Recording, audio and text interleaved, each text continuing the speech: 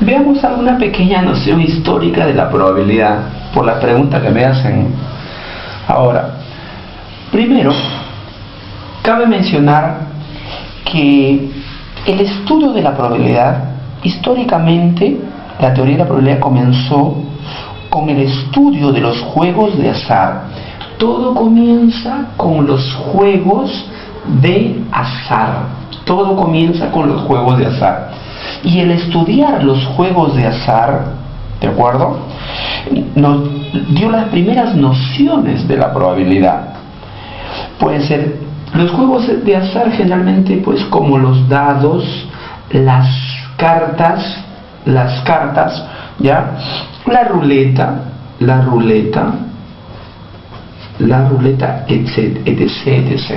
Entonces, con el inicio del estudio de los juegos de azar, se da prácticamente el inicio de la probabilidad.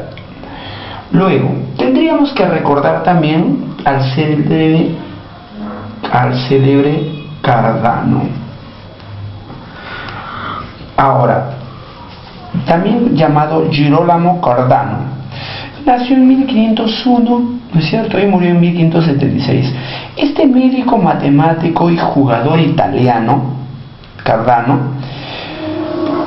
se le atribuye la primera discusión sobre las probabilidades y que presentó sus ideas, Cardano, en su famoso libro Liber de Ludo Alae, conocido también como el libro de los juegos de azar. Entonces, Cardano fue el primero que sustentó teóricamente, ¿no?, los inicios de las probabilidades en el ya célebre libro de los juegos de azar. 100 años más tarde, los matemáticos Blaise Pascal y Pierre Fermat, 100 años después, Pascal, pues, nació en 1623 y falleció en 1647, mientras que Pierre Fermat nació en 1601, falleció en 1665. Retomaron los planteamientos de Cardano, y elaboraron una serie de leyes y principios que enriquecieron la teoría de la probabilidad. Y allí por los años de 1812, ¿ya?, podríamos mencionar a Laplace, ¿ya? Laplace publicó su libro, ya, sobre la teoría analítica de las probabilidades, en el cual se fijan los fundamentos de la teoría de la probabilidad.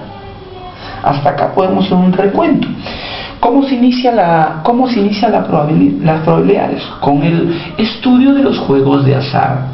¿Cuál fue el primero? El primero, ¿no es cierto?, que publicó sobre la probabilidad, Cardano, ¿de acuerdo? Y tuvo su libro famosísimo, conocido como el libro de los juegos de azar. 100 años más tarde, Pascal y Fermat, ¿ya?, sustentaron en base a los planteamientos de Cardano, enriqueciendo también la teoría de la probabilidad. Luego, Laplace publicó su libro Teoría analítica de las probabilidades, en el cual fijó los fundamentos de la teoría de la probabilidad.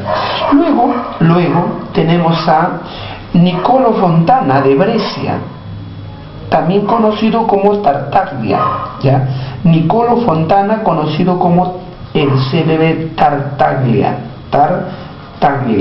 el célebre Tartaglia. Tartaglia era hijo de una viuda, ¿ya?